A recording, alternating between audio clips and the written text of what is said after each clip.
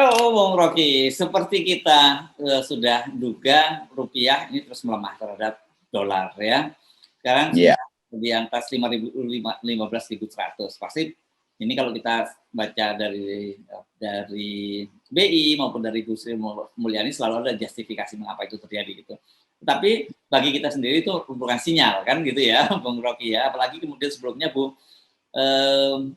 Sri Mulyani juga menyatakan bahwa pasti tahun 2023 dunia itu resesi, tapi Indonesia masih tetap aman karena ekonomi kita ini tumbuh dengan bagus, kuat gitu. Jadi saya teringat Pak Jokowi kemarin juga pidato pas tanggal 16 Agustus juga begitu. Ekonomi kita tumbuh bagus, APBN surplus, BBM akan tetap disubsidi tapi tiba-tiba subsidinya dicabut dan BBM dinaikkan. Gitulah kira publik selalu membaca seperti itu.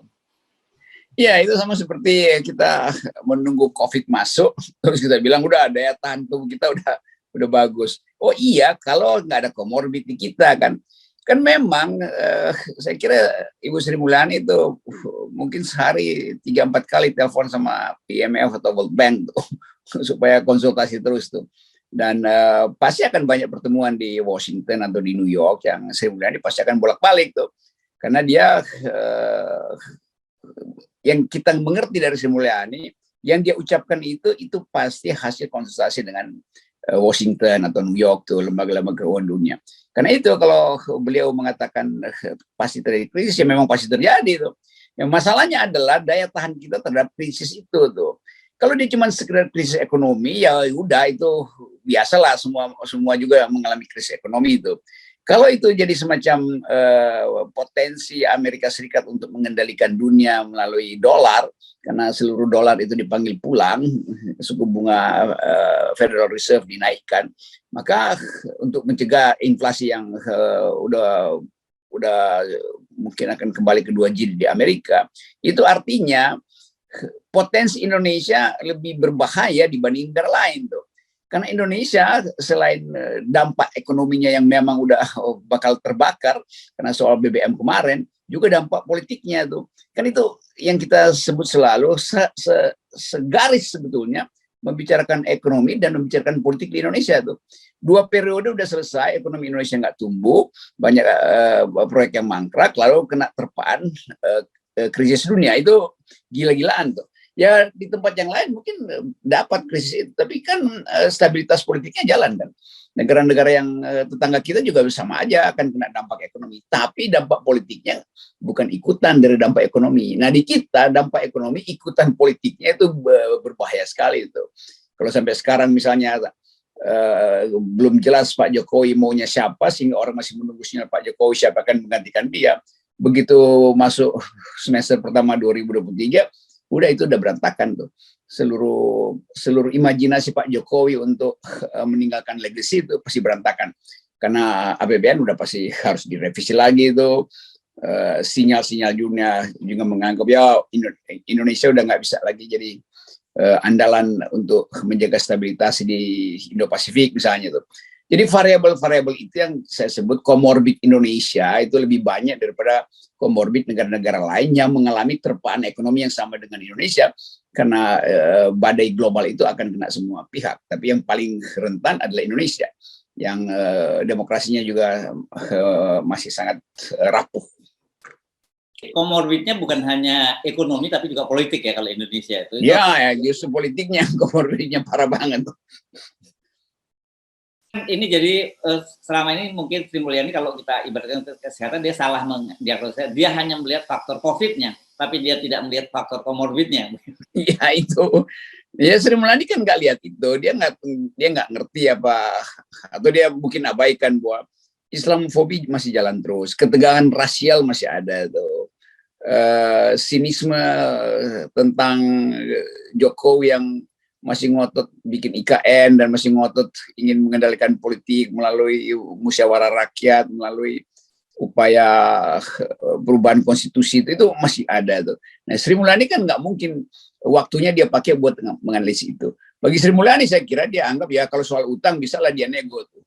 Karena reputasi Sri Mulyani pasti diterima oleh lender, oleh para peminjam, pemberi pinjaman utang. Tapi kalau kekacauan ekonomi itu disebabkan oleh perampokan mulai dari money laundering, ngemplang pajak, lalu sogok menyogok, itu pasti Sri Mulyani nggak bisa tangan itu kan, karena itu soal politik tuh.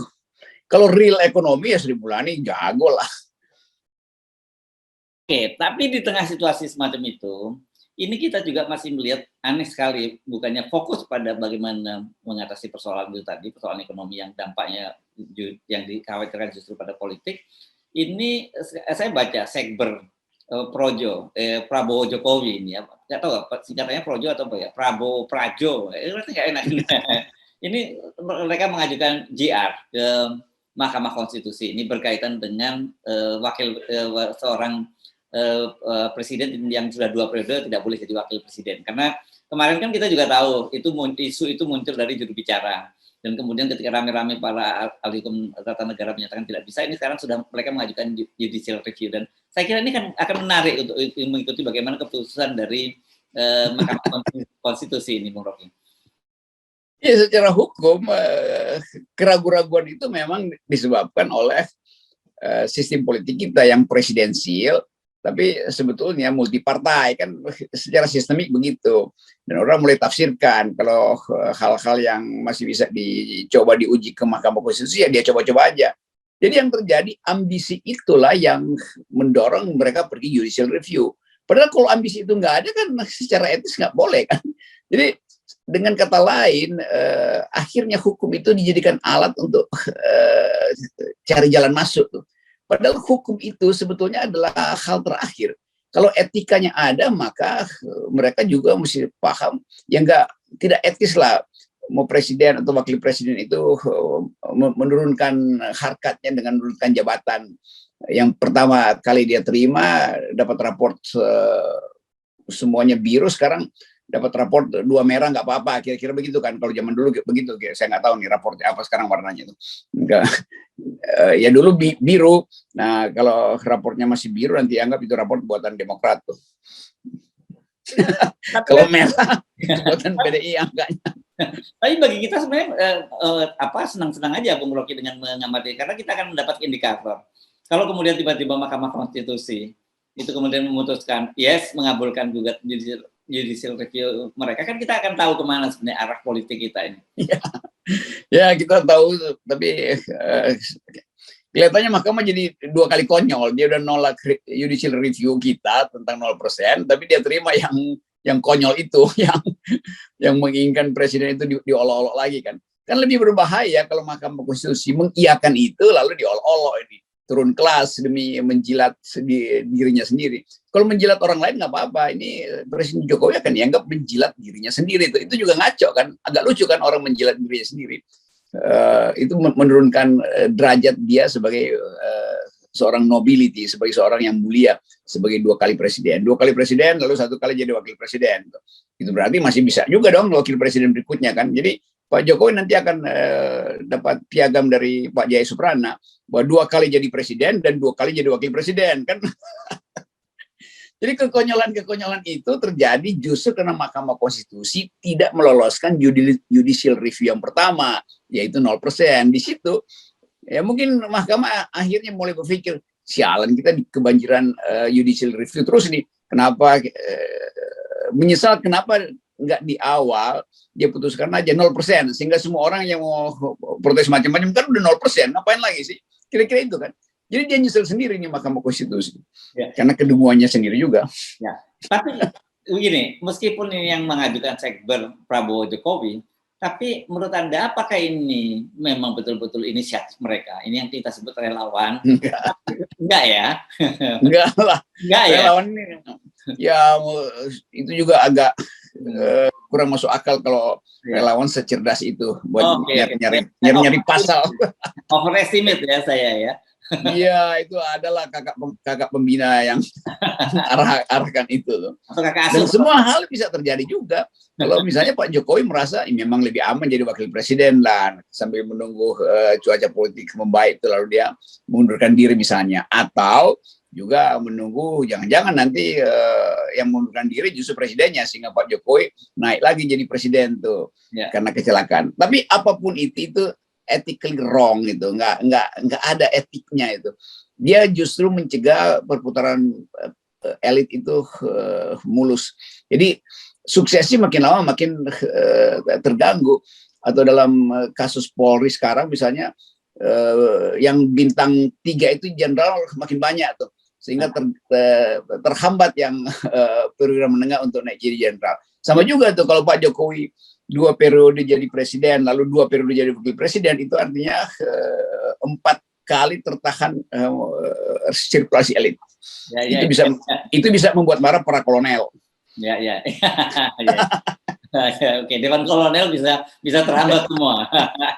Oke, tapi saya membayangkan nanti Pak Jokowi seperti kemarin reaksinya. Saya kira ketika ada juru bicara Mahkamah Konstitusi menyatakan bahwa wakil presiden 2 kali itu bisa menjadi wakil presiden, dan Pak Jokowi ketika ditanya wartawan kan itu bukan dari saya. Kan gitu. Nanti juga saya kira pasti format yang sama seperti itu gitu. Sama seperti ketika soal isu 3 periode kemarin, dan akhirnya belakangan kita tahu juga bahwa sebenarnya itu juga maunya Pak Jokowi gitu.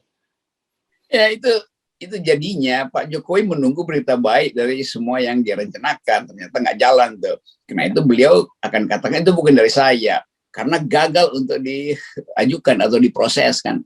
Tapi tetap saya menganggap bahwa Pak Jokowi memang kasih sinyal bahwa yo saya masih mau tuh, ya itu nggak ada soal, memang begitu kan. Lalu dicarikan jalan oleh pendukung-pendukungnya tuh. Jadi sebetulnya pendukung-pendukung Jokowi ini juga nggak paham etika politik gitu, dan menjebloskan Pak Jokowi ke dalam perangkap konstitusi. Kan buruk sekali nanti kalau akhirnya misalnya mahkamah bilang nggak bisa tuh, lalu Pak Jokowi bilang dari awal juga gue nggak mau kok. Jadi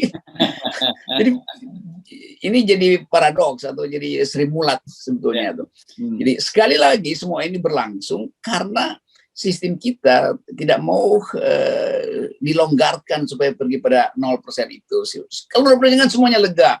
Kalau 0% bahkan Pak Jokowi jadi lega, karena Pak Jokowi bisa atur partai mana yang bisa melindungi dia, yang nggak perlu menunggu PDIP yang memang udah 20%. Mungkin partai kecil tetapi lolos pemilu lalu dipilih oleh rakyat, lalu Pak Jokowi merasa oke, saya akan lindungi partai itu supaya partai itu lindungi saya nanti di 2024. Jadi itu tukar tambah yang rasional aja kan. Kalau sekarang dikasak kusuk aja terus. Tadi Anda menyinggung Sri Mulat, untung Sri Mulat sudah bubar.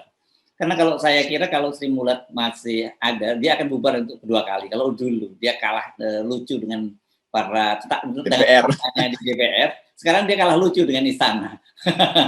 Ya, dia kalah lucu dengan relawan sebetulnya. Oh gitu ya, dengan relawan ya. Oke, baik, terima kasih Bung Rocky. Jadi supaya nggak lucu kita kawal dengan 0%. Ya. Yes, kan yang sebetulnya yang lebih lucu sekarang bukan Sri Mulat tapi Sri Mulyani. Oke, salam buat Mbak Sri Mulyani. Yes, thank you. Yes.